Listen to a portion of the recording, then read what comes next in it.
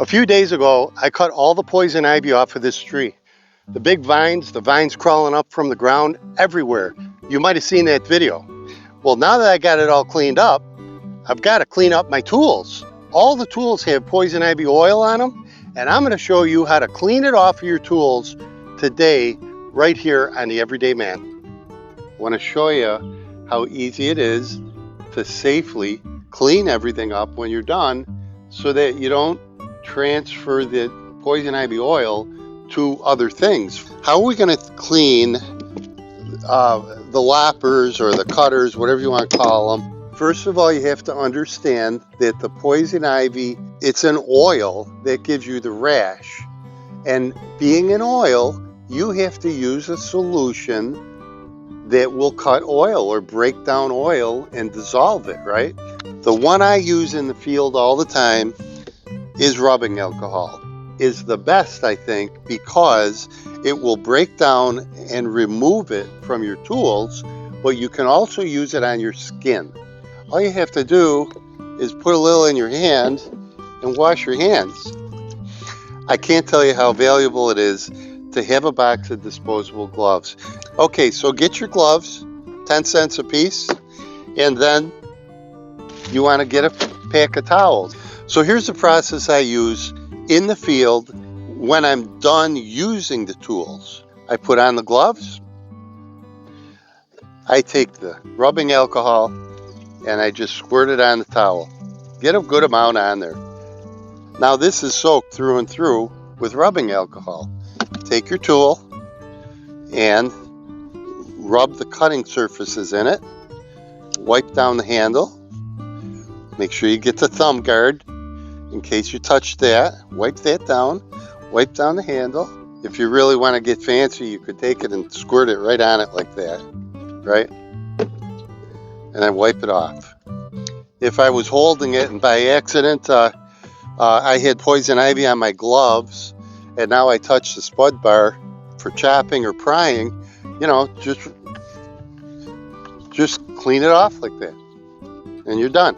If you like this video, do me a favor and hit the like and subscribe button. I love getting all the comments that people ask questions too, that I can answer the question for you.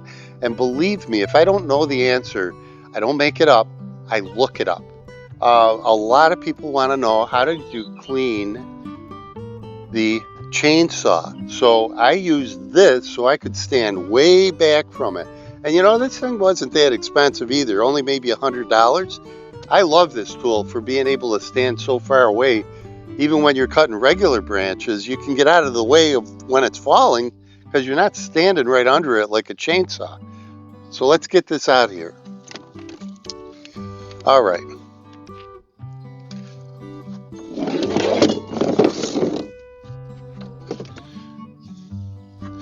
So first thing is, when you're working on it, you want to get the battery out just so it doesn't accidentally start on you, right? You don't want that to happen. And now it's, you know, it's impossible for it to work. So what are you going to clean on this thing? Well, we can get some more. I flip this over to get a clean area. Put some more on here. And we can clean the obvious areas. Well, I'm sure I grabbed this and the pole. Rub that all down. You want to rub your controls down, the thumb, the trigger, everywhere that you can get to on the tool to get it clean, right? Now this probably didn't get any poison ivy on it down here. I wouldn't think it did, but who knows? You can't see it, so you might as well clean it. There. Okay, so I got that all cleaned up. And now we get down to this end. Well, this end, I am going to be careful right now because I haven't used this for anything else except the poison ivy. So I'm going to clean this very carefully. Here's the most important thing about these gloves. They are relatively thin. If you're using these gloves and you look at it and all of a sudden you see a tear in it somewhere, take them off and wash your hands.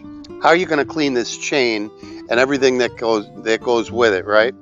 So you need to hang it over the edge, and I'm going to give this a spray. All right, now that's going all over the chain. Get the other side.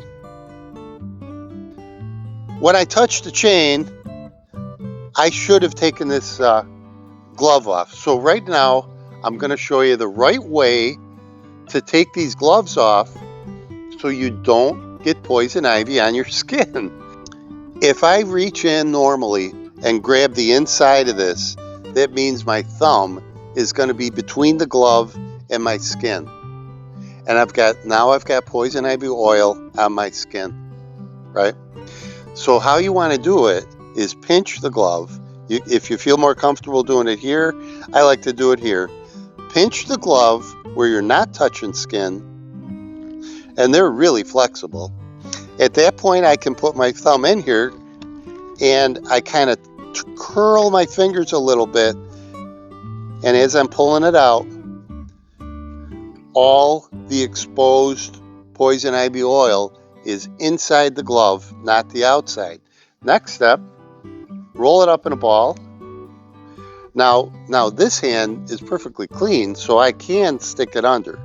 So now you can grab hold of this one. See how it peels over?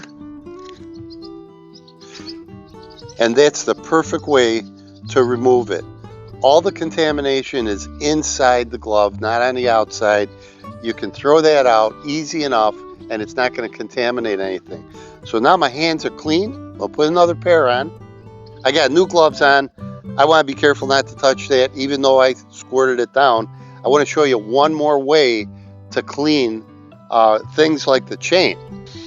Brake cleaner. You would never want to use this to like spray in your hands and wash with it. It is one of the best things there are for cutting grease and oil. You can certainly spray it.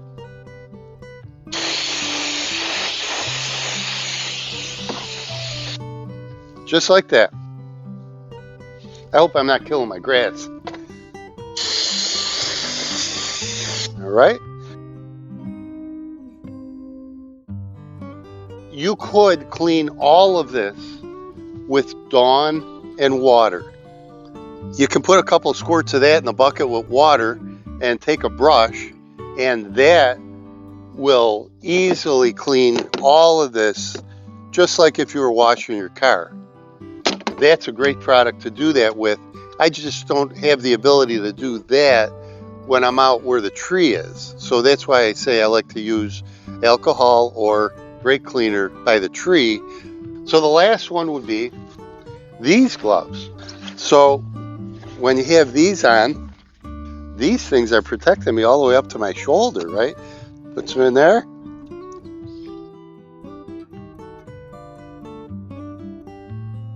That's how you clean all the tools, and that's your protection.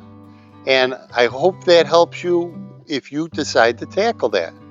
And with that said, this is the Everyday Man saying thanks for watching, and we'll see you next time.